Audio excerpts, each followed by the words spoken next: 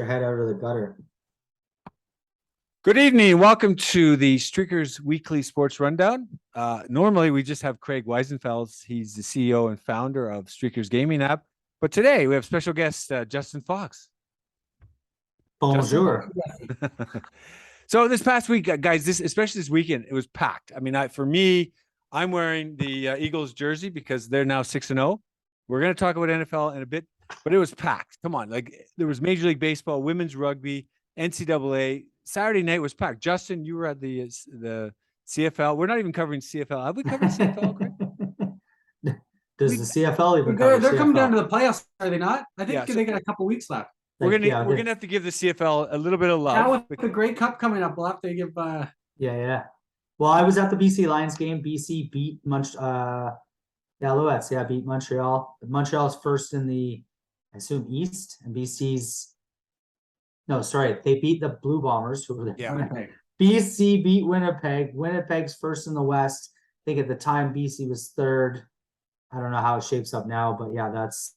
And Calgary Yeah, lost. they're at about 16-7 games because I think they were 14-2 going in, and so 14-3 coming out for Winnipeg. So. And Friday, the stupid typical CFL, Calgary lost in the last minute to Hamilton. So there was some good football though this weekend, like on the CFL side. Okay. There you go. We've got the NFL's, the NFL's in full swing, NBA is kicking off, NHL's kicking off. Well, let's start with Major League Baseball. Craig, I want to hear your thoughts because you really got a good bent on the baseball. Oh, and like baseball, Major League Baseball with the Major League Baseball playoffs has been incredible. I believe the Yankees and Cleveland, I think they're still on a rain delay right now. So yeah. I don't know if they're going to get the game off tonight or not, but I believe they want to start Wednesday. So I think we have the National League, Philly and San Diego. San Diego taking it to the Dodgers on the weekend. So and pretty exciting baseball, and talk about heroics in the late innings, especially that young Cleveland squad. Well, so Cleveland beat the Yankees 6-5 with 3 runs in the ninth. It was like they had 2 out. Wasn't there 2 out? And they were down. They were down. Okay, they won game 4. The Yankees won game 4, but game 3 was pretty incredible. Friday, yeah. Well, in game 4, when I think, what was his name? Harrison Bader. He faced Cal Quantrill, which is a Canadian out of Ontario. Nice. He was 4 for 5, 2 home runs against him in his career. And that's when he took him over the yard in the second for another home run. So he's hit 3 home runs out of 6 appearances against good old young Cal there. So poor, like Seattle. So let's go to Houston, Seattle, because I mean, poor Seattle. They were close to all the games. 18th inning, like they literally won. Yeah, 1-0. 2 games. They played 2 games in one night. I guess it was the longest. Wasn't the longest. It was an entire. It was 2 hours and 22 minutes, or 6 hours and 22 minutes. There's some record there. I don't know if Craig, if you got the stats on how long that game was comparison to the longest ever. I don't have the stats, but I know it was pretty long. But I believe the record is another couple innings or so. So okay. In the playoffs. And but it was close. But to have a 0-0 game in 0-0 is unreal. It's pitchers insane, right? Yeah. So they had 7. Each team used 7 relievers with 1. So the 8 pitchers each. 7 relievers came in. So it was a pitcher duel all the way through. I don't forget, Houston came back the night before down 6-7 runs. So I'm sure they squandered the bullpen in that game. And then to your point, who knows what they had left going into the late innings there with 17 innings. Yeah, or 18. They went to the 18th inning. So the Padres. I think they started throwing like starting pitchers. Like they started rotating. Like Corey Kluber finished the game. Oh, is that right? Yeah. So they started throwing. It's funny. I was actually watching that game on the phone while the Jays. I was also watching the phone. I was at the racetrack for the stock cars, right? And so I was watching the Jays close out their ugly loss and watching as the Tampa Cleveland were going into quadruple, octuplet extra innings or whatever you want to call it, right? But that's the thing. If you watch, so I was watching the Yankees game yesterday, and they're worried about the next game. But if they lose this one, it doesn't matter. So you got to put all stops in. I mean, they have the announcers have that discussion. I'm thinking, what do you care? You want these guys. You want to win this game. Yeah. And they cocked up. I mean, the Padres won that game, and I think the Yankees pitching, or was it the Yankees or the Yankees or Cleveland versus, or maybe it was the Dodgers coach. I don't know. It's just incredible. Like we took the pitcher out of the 5th inning, But in he's that game. he's known for that in LA, taking the pitcher out too early, and then look what happens. And the bullpen let him down. So the only other one I wanted to mention is Dusty Baker. If you guys, you're a little young, Craig, but he played for the Dodgers, but he's the Houston Astros coach, and they had the best record in the American League. So I'm like, oh, Dusty Baker, I didn't know that. Yeah, Dusty. I think he won a World Series with San Fran back in the day too. Oh, did he? Okay. Oh yeah. He's been I didn't know he was a player, but he's been coaching for as You long didn't know as he's a I've known. player? I didn't know he was. Yeah. He was classic. Craig and I were like, "That's news." Yeah, I didn't I've know known him that. as a You're young and manager for 25 years. But You're young. I just I like wanna, learning new things. So. I want to just touch Jays there quickly. So that's some poor management from the Jays perspective in games, all three games, quite frankly, right? Like pulling Gosman there, in the fifth or sixth when he they're was up batting 8-1, nicely. Yeah, he was right? batting. Like he was running pretty well. Manoah, tough out early on, in game one, right? And then not Gosman. It was who did they have pitching in the game three? But they pulled him quite early. Well, it was only a It best was- of it three, was- so it was the second game. They had Second game was Gosman, but third Yeah. game was Barrios. Then did they pull No, him? they didn't even get to. Who was game Get to three? Barrios. They didn't get to. Oh, sorry, Barrios. game two. That's right. They got swept. Yes, Yeah. stupid. Yeah, exactly. No, So but game two. You're assuming that they won that 8-1 lead game, right? Yeah. No, Yeah, right. that's So the that Gosman game, right? They pulled him at about 5-6 And the innings, bullpen right? let And him he was down. killing it, and the bullpen let him down, Yeah. right? Yeah. I think when you get in this type of situation, and this is, I think you should probably put some like over under on pitcher, innings kind of thing, right? Like I think with a good pitcher in a playoff series, in a must win, do or die type game, and he's pitching well, leave him in there. Who cares? 80, 90, 100 pitches. Let him pitch it through, right? Yeah. I Yeah. think- Well, I the think Yankee it's- was it the Yankees last night? He was well over 100, the Yankees pitcher, and he stayed in. And then the bullpen came in 8th and 9th inning or something like that. So to finish Yeah. off Cleveland. But I think coaches are too worried about statistics and this whole Analytics. it's ingrained in their head for the regular season. Yeah, and that's fine. 162 games, save his arm a little bit, don't tire him out. We've got, another 20 starts to go, right? And another 4 months of playing to go. This is like do or die. Yeah. Go into the off season with a sore arm, buddy, right? Like let's get to the next round. I think that's It's funny with baseball, they're more analytical on the pictures and don't overwear them. But in the NFL, if you see more teams are now going for it on fourth down, they're more aggressive with their analytics. Sort of like it's different how these pro sports are using it, right? I love it. I've been telling buddies for as long as I've been watching sports, specifically the NFL. If I was a coach, I would go for it every time. I would never kick a field Even on goal. your half of the I would 50. No, never you're not, but you punt. gotta, yeah. I would go for it because if you look at the stats, right, the statistics, right? The conversions, all those different things, like statistically, it makes sense to go for it. I wouldn't even have a kicker. I'd have So you would go on it on 4th and 4 for fourth and 40. 4th and I'd go for a 2-point conversion every single time, right? You probably have 50-50 of getting it, right? So if statistically, if you're 51% likely to get a 2-point conversion, that means that every 2 times you're going to get 2.1 points. But a couple years ago, Pittsburgh Right? was due. So, Pittsburgh, it was a couple years ago. every They time. were they were very successful early on in the Cordell season. Stewart or whatever, that was way back when, where he was running and stuff. He was like the first running quarterback, right? Woohoo! Cordell Stewart was his name. That. The first running quarterback. No, I'm just saying. But a few years ago, not too long ago, like 4 or 5 years ago, Pittsburgh was started the season with they had some statistic like 6 out of 10 going for 2-pointers. So yeah, we'll come across that in a minute. Let's go to women's rugby. I don't know if you guys caught any of the games. Craig, did you watch some of the women's rugby on the weekend? Absolutely, because I paid attention to the spreads, and not one team covered the spread, so they all came. They're pretty close games, but obviously Canada won. They got a big match against the U.S. this weekend, so we'll see what happens. Well, I tell you, I watched that game, and the women played solid. 22-12. They won 22-12, but Italy got a late try. but Canada dominated like throughout. They just dominated. And they played. What I really like is that I don't know if you've watched if you're rugby, but they kick it to line out in the other territory, the other in the opponent's end, and then they just maul. They just take the line out and they maul right through into a try. Team Canada did it a couple of times, but the Welsh lost. They got crushed. They got crushed by New Zealand, but they did that. They did that as well. That same play, and they had power. The Welsh, although they lost 56-12.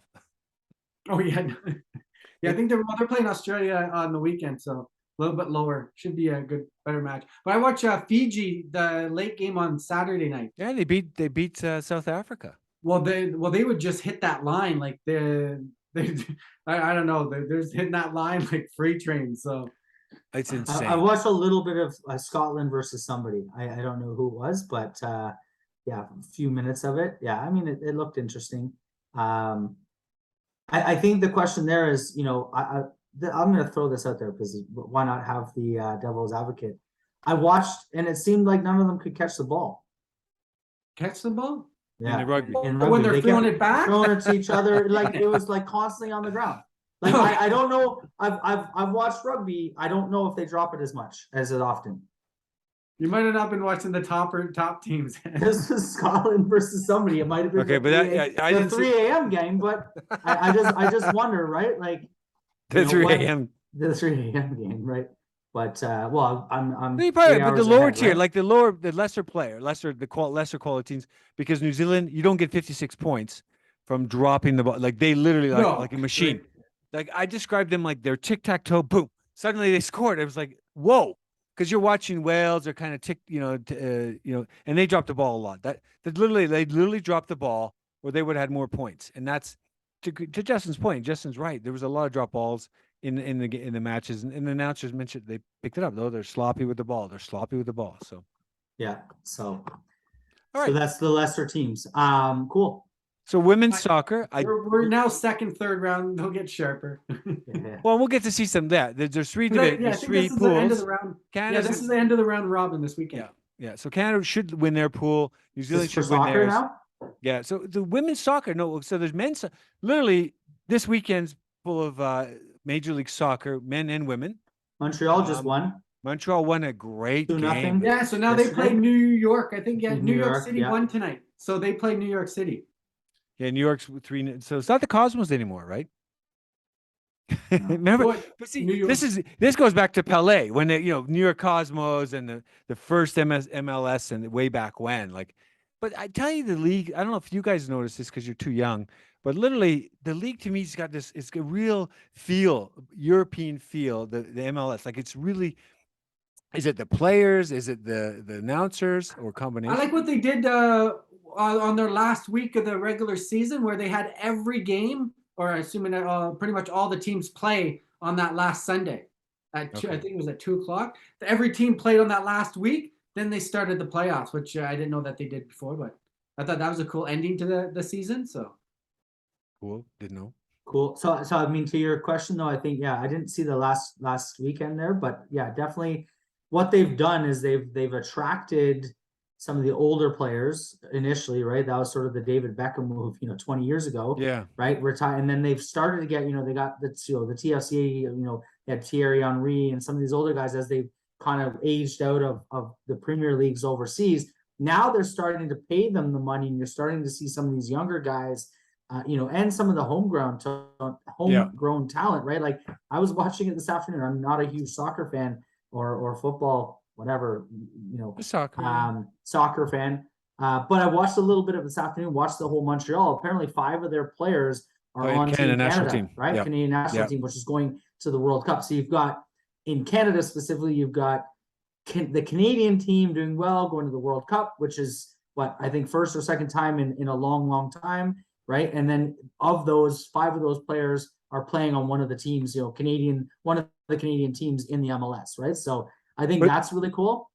I think so that's probably brought up the level of talent specifically for Montreal. But I think, them being able to attract decent level players from overseas with some of the pay that they're offering, right? And get some of these guys over here and they see the exposure and maybe they want to be here. It's like anything else. Right now, it's sort of really a global sport. MLS has really stepped up and become, I think I wouldn't say on par. I'm not going to claim I know or even what that might mean. What league, whether it's English Premier League or whatever AC Milan, what's that, like Bundesliga or whatever the leagues are. Yeah, that's Italian. Right? The Italian, whatever, league, exactly, right? La The Liga. Serie League, But no, the to your La point, Liga, right? But who knows? That is, and the other thing I would say, I've always noticed that soccer commentators are always British.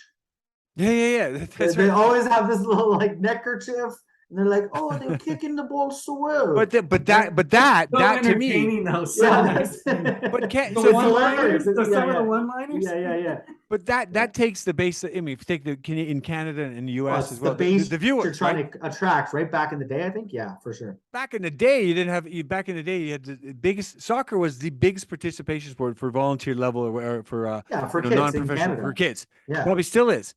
But is we never probably, had. They couldn't sustain a league. Well, now I think for me, when I lived overseas, watching Premiership, watching the Euros, because it was all Brits living where I lived, yeah. and you were just drawn Expats to it, everywhere, right?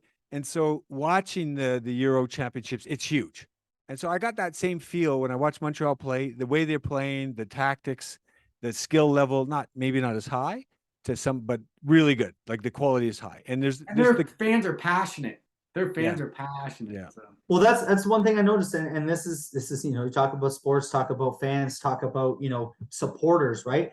Yeah. I don't know, you see in hockey, for example, I'll just use hockey. The last game of the season, the guys might go out and do one of those like sort of stick in the air, kind of like thanks for the season type deal.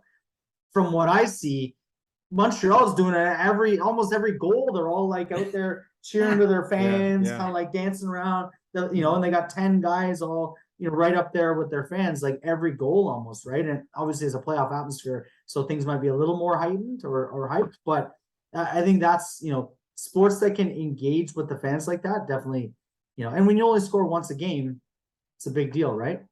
Well, but the players. So I don't know that it'd be nice to look at the nationality of the players, right? Because I saw a Finnish player for the Montreal and some other African players. So yeah. Oh, for sure. Well, you've got the global feel. I mean, and that's the thing. North America is obviously, like you said, it's growing up in my age, it was the most played sport, in Canada. So all the people that are in their 40s now played. Their kids are now playing. Yeah. So you've now got a second or third generation of arguably immigrants that are no longer immigrants, that are the Canadians, and they're the ones that are playing, right? And they're the ones that are representing Canada, right? It's no longer just let's get an import.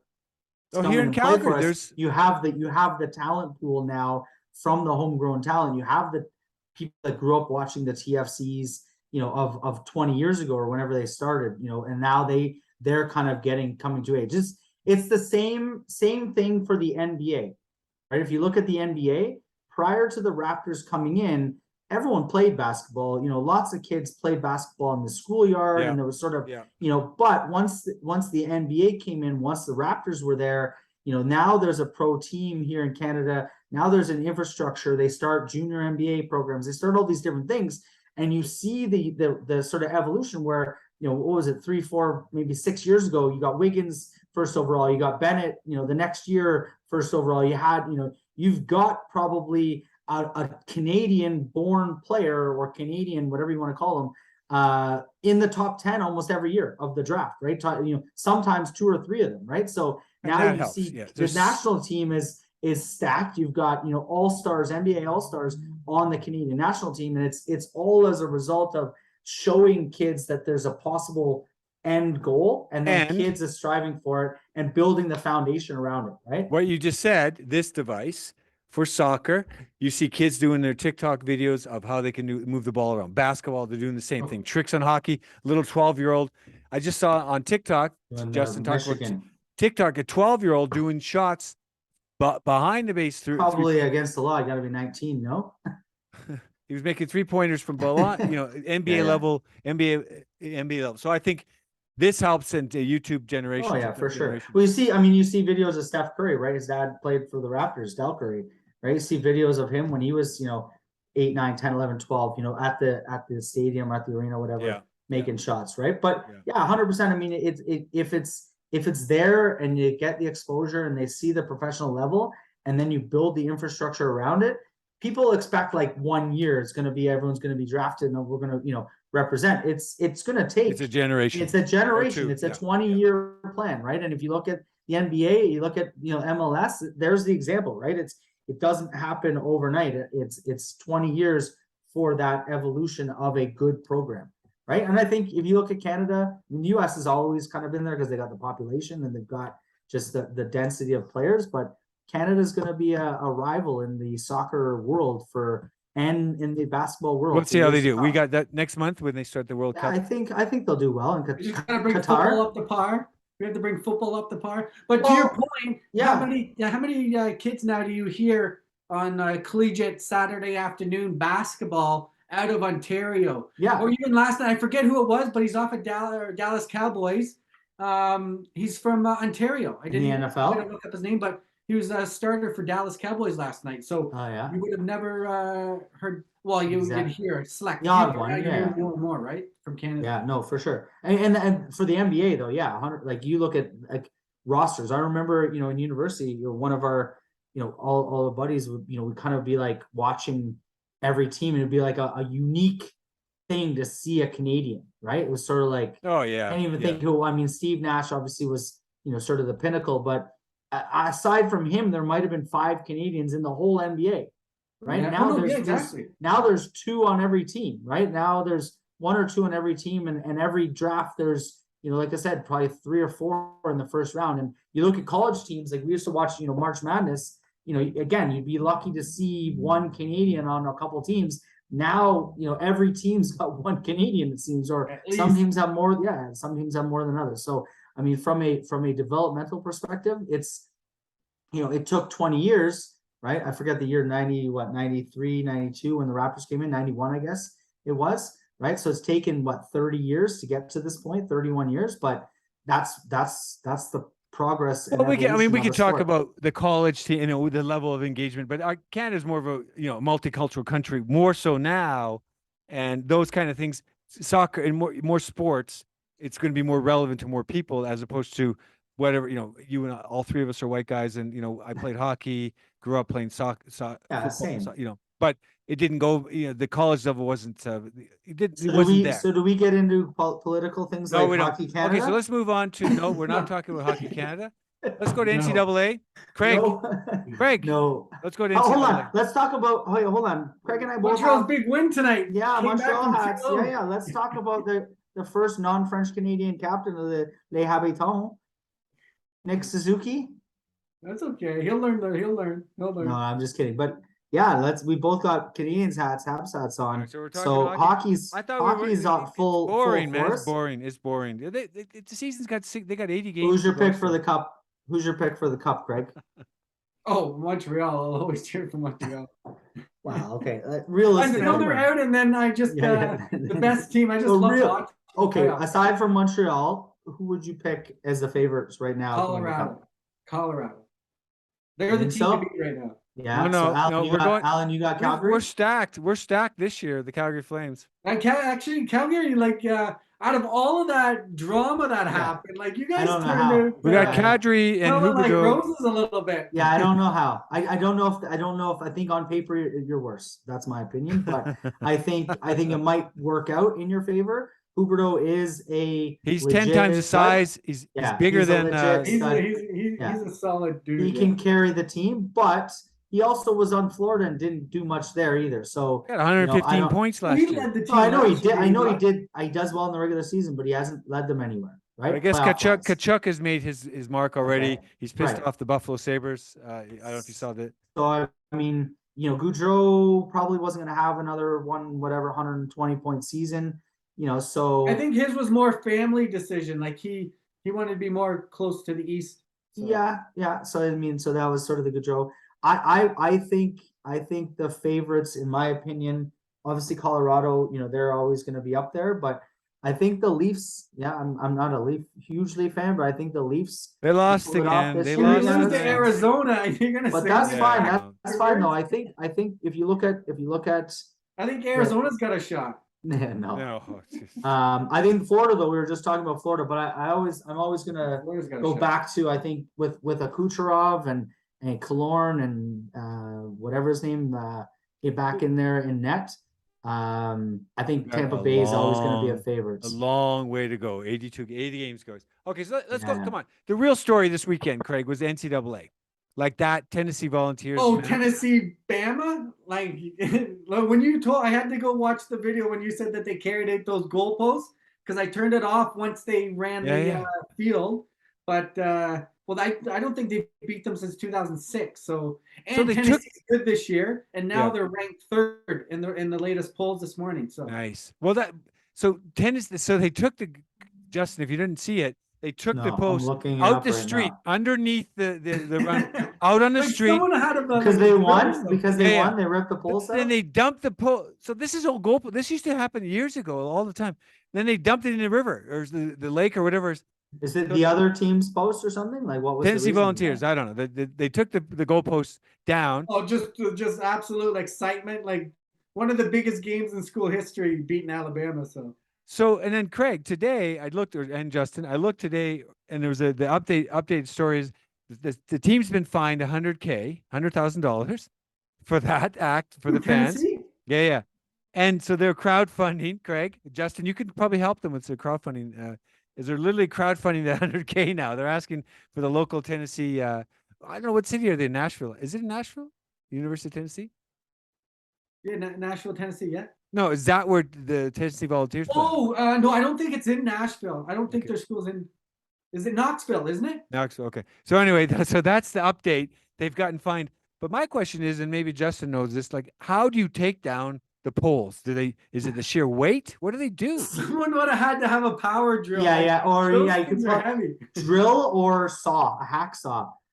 Okay, so they probably. Do you think they'd be prepared for that, or they ask the janitor or someone to bring that? Because you're dragging this. These college students these days are prepared for everything, right? Well, they did have a shot. Yeah. Like I think Bama was only favored by a touchdown, so they knew they had a shot of winning. So someone probably had. It's probably a big win. Probably, it might have been if it was spur of the moment and it was just kind of the snapped and maybe it fell over due to the weight if they were all sitting. I haven't seen the video, but somebody could have brought a hacksaw. I don't know if it's. But this is bolted to the old ground, school. They used to do it all the right? time. Bring down the goal, right? The goalpost. So there you go. It's kind of like cutting the net in NCAA, right? Yeah. No. These are literally. You're right. There's got to be a screw because I googled it, right? And YouTube shows you. Yes, you do it with the the screws and or whatever the drills and things like that. Okay, but the next story, I know Justin, you're dying to Hold say. on a side note, bring soccer into the football into the soccer. When I was a kid, some kid was climbing the soccer posts, right?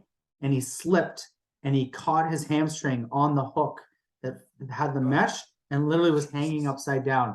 Parents had to lift him off. So anyways, don't climb on the post. That's the last Tennessee Volunteer story. Literally hanging by his hamstring on the hook that holds the mesh of the crossbar of the soccer post. So if you guys are cigar smokers or if you've ever looked, so on Instagram, that's a tough one though. Cigar aficionado, so I literally, because I follow that feed, they put the tradition of the Tennessee coaches smoking a cigar, but it goes back to apparently about 1961. So the game between Alabama, it's still between Alabama, and the coach said, if I win, so Alabama was on a losing streak to Tennessee back in the 60s. So the Alabama coach said, if we win this game, I'm going to smoke a cigar and go naked around the field. He's going to go streaking. So this was 1961. I don't know. But so since then, there's a tradition with Tennessee to have a cigar after the coaches smoke a cigar. So if you go to Cigar Aficionado, they literally posted the Tennessee coaches and the entire field of anybody smoking cigars. So there was apparently it wasn't not just limited to the coaches, but anybody was, so students alike and adults or whoever were smoking cigars on the Tennessee field after that game. So it's a pretty big backstory. It's incredible. The backers, there's a pretty big backer story. You had streakers in there. You had everything. Okay. So I'm just looking at the picture. So they actually did break the post off. Oh, so did they? It was light. Yeah, you can see it's cracked. Okay. The metal. So it's just pure weight. Pure weight. So they cracked. There's like people on it. Looks like they fell into the crowd because they were all hanging on it. It snapped the post. Yeah. Insane. You can see a guy. That thing's gotta weigh a ton. Thank God. Well, this is. I mean, I can show you guys the image. So there's the guy. See, this guy here is like kind of falling down, but see how it's cracked there. Oh yeah. yeah, it's sort of like snap. So these people Yeah. all fell into the crowd, but yeah. So then they paraded it, but But then that's literally yeah. just insane. I mean, 100,000 rushing the field, right? So yeah, right, exactly, right. So that's, I mean, it's like one of those old school games where you see the fans rushing and they're like cheering and they're still like mid game or like there's a couple seconds left and they're just like punching people out of the way and stuff. But anyways, well, I can't imagine what they're gonna do if they beat Georgia. So time will tell. well, this isn't even that whatever the bowl or whatever, like the No, what is this it, is football 7 or FSB whatever. or whatever, right? Yeah. Well, no, but in college football, every week you get Oh yeah, rated, and yeah. You gotta be especially if top you're four. going to Yeah. go for a national championship. Yeah, These yeah. are rating points when you Oh beat yeah, Bama for and, sure. You beat and Bama, shot them Georgia. up to third. Bama's 6 now. Right. However, Bama still has a chance for that top 4 because Tennessee still plays Georgia. So Right. So Georgia loses, maybe they get in there 5 and gets more, Bama's yeah. 4 or something. Yeah. yeah. But so if If you they win out scroll, or whatever. if you scroll through, I'm floored. I was like trying to find games, NCAA. I was scrolling through and I'm like, there's so many North Dakota playing, South Dakota. I mean, okay, like it's literally there's so many colleges playing. I mean, I think Harvard won one of the, I didn't see I can't remember who they played, but I noted that Harvard won, an A-B school or whatever, and football is massive, and I think everybody's back. I mean, COVID and all that is. I cannot believe the amount of games these days. I never noticed it before, but I guess now because we're with Streaker's app and all that. Oh, on the weekends it's solid. Like we call it Christmas, right? From beginning of September to No, but I'm saying NCAA. I'm talking about right? I'm talking about specifically the NCAA games. It's just insane the amount of games that are played, the matches. I mean, Hawaii throws in the mix. Hawaii's got to travel to probably the most out of any team if they come on shore, right? Oh yeah, their travel. Yeah. Okay. They're always 12 at night, Sunday morning. Let's talk to the NFL. Let's talk the elephant in the room right on your desk there. Oh, Bills. Here we go. So hats off to literally that was a back and forth game. Did he ever want that win, right? So they literally 24-20, I think was the final. Did they beat the spread? I think the spread was 2.5. Yes. So I think it was floating around 2.5. So they did beat the spread. So KC was favored by 2.5. No, Bills were favored. Oh, they beat them. I think it was the first time Mahomes was underdog at home. Okay. Or the betting. So of course they beat the spread. They won the game straight up. They won the game straight up. And they beat them straight up. Yeah. So I am wearing this jersey. So the Eagles, they're no longer called the NFL. Dak is back. They're no longer NFL least. The NFL East has gone from the NFL bottom dwellers to really early season contenders. The Giants knocked off the Ravens 24-20, same score, and 2 turnovers late in the game, and they've gone 5-1. Philly's now 6-0. They beat your Dallas.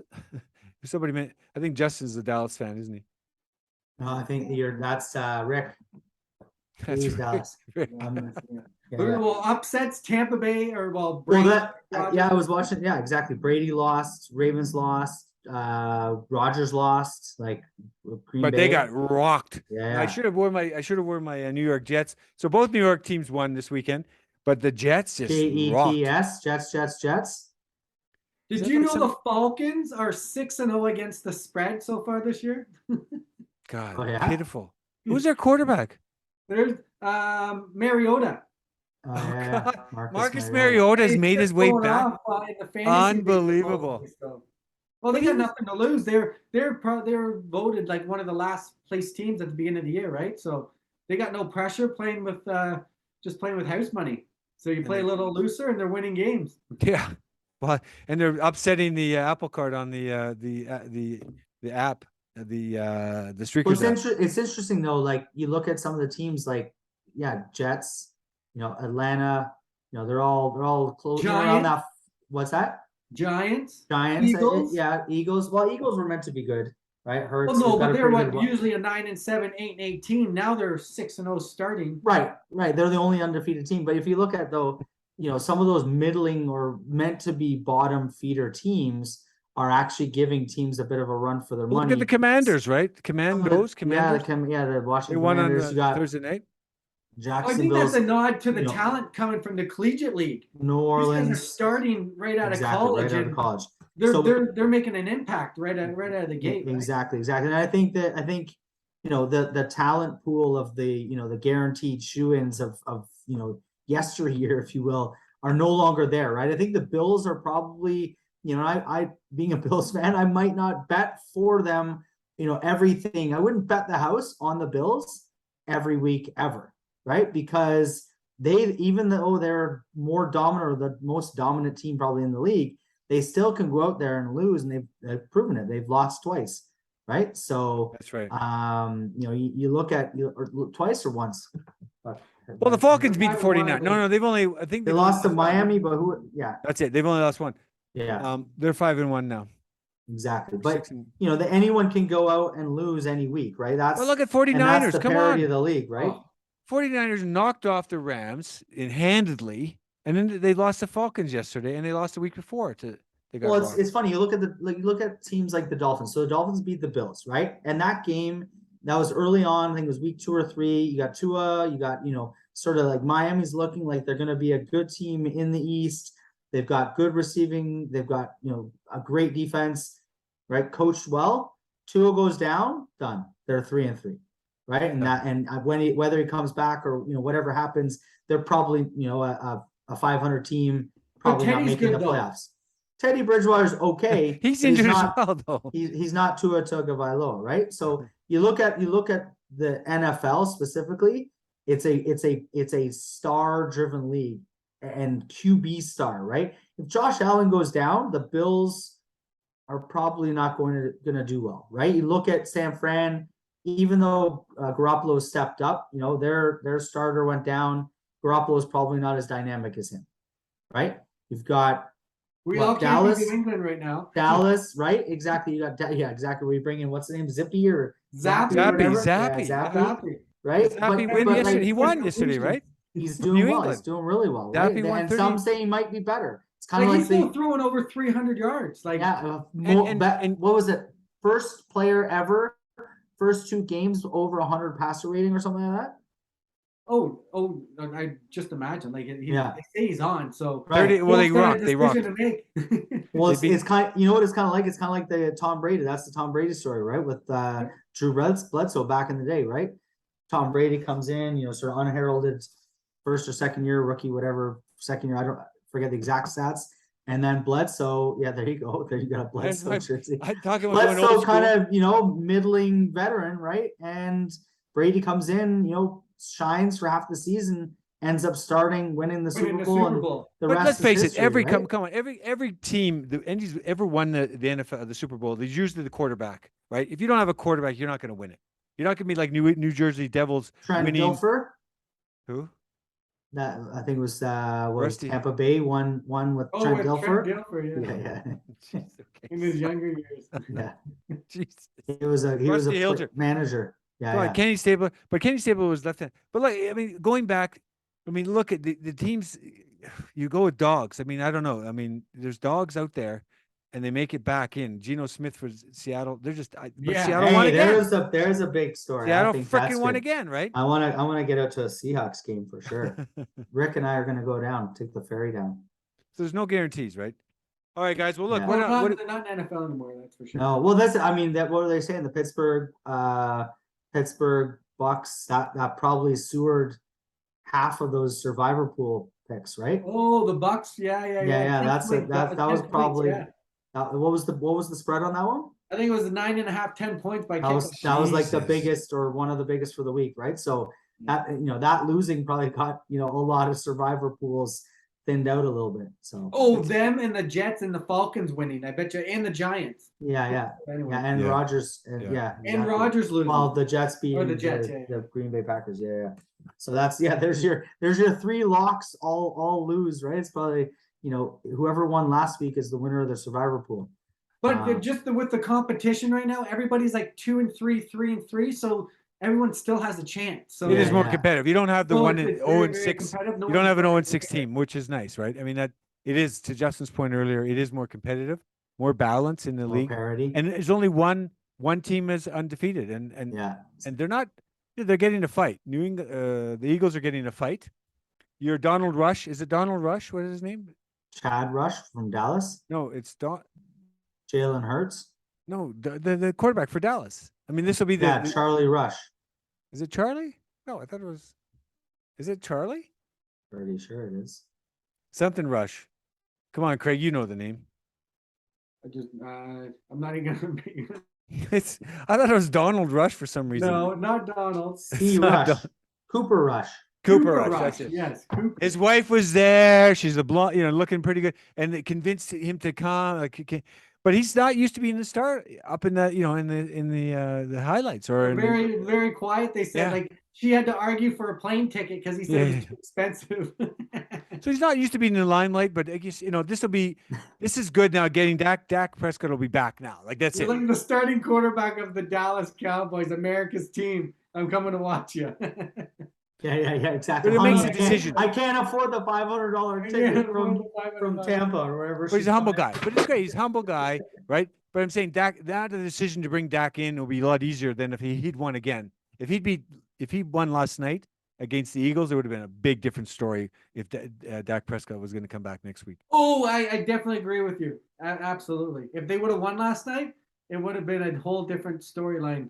Or Dak wouldn't have come back after their bye week. They wouldn't have even mentioned that he would be back against the Lions. If he was, because if he's still injured and he's sort of like, needs a little bit more They time. would yeah, have they given would've- him that extra week. Yeah. Cooper I did think not. they played Lions and then they're on a bye.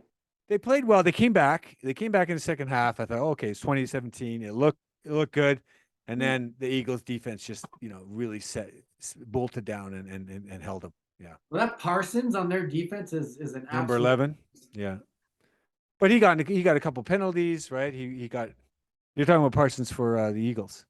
I think the officiating's changed this year. They're a little more. They're not tolerant of any sort of hand grabbing or some of those 15-yard penalties, right? So. if Oh, you he saw taunted some though. He got balls Parsons. there- Parsons got couple the. of- He taunted. He looked down at him and he gave him. They threw the flag. Yeah. I know, but you made a big play like that. Like, yeah, I don't know. Some of those plays, like, yeah, of course you're gonna get up and want to go, yeah, have a little bit of a celebration. So, boys, I think this is a rundown. It's been a great rundown. I don't think we covered. It's hard to cover all the sports out there. I did want to get into some Taekwondo, but Justin beat me to it. But we didn't literally. We didn't cover any UFC. We didn't get a chance. But that's fine. I mean, it just tells you there's a lot out there. Oh, the League of Legends, they're going into their quarterfinals now. Yeah. So Yeah. I believe they're up to New York City. Then I believe they go to LA for the finals. So I didn't know where they were, but $5 million up in prize money. So but the Korean team, to your point, Justin, you probably didn't get a chance. But one of the top teams is out of Korea. They're called the DRX, and they literally have. And I wanted to share this with you because you spend time on TikTok. But if you go to their Instagram handle and their Twitter handle, the DRX out of Korea has 202,000 followers. They were tops of Group C, but the biggest one out of Korea, Justin, you got to look at T1. Their handle is T1LOL or laugh out loud, Justin. And they have 786,000 followers on Twitter. And they're one of, and Group A, they're the top team. So look them up, Justin. Maybe Is they're that on why? TikTok. Maybe they're called T1LOL, League of Legends. League of Legends. I don't know if they're on TikTok, but I think you should get in their handle and start commenting from your Korean days. Wow. Isn't that the wow? They've showed that on look up the World Championship 2022. You'll see them. T1 Korea.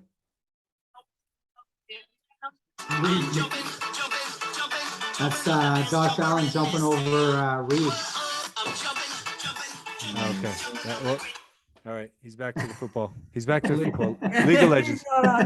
And with that, okay, guys, let's All right, call it a guys. night. Cheers. Thanks, Thank guys. Thanks you. for having me on. Appreciate it. Talk soon. Thank you. Cheers. Bye.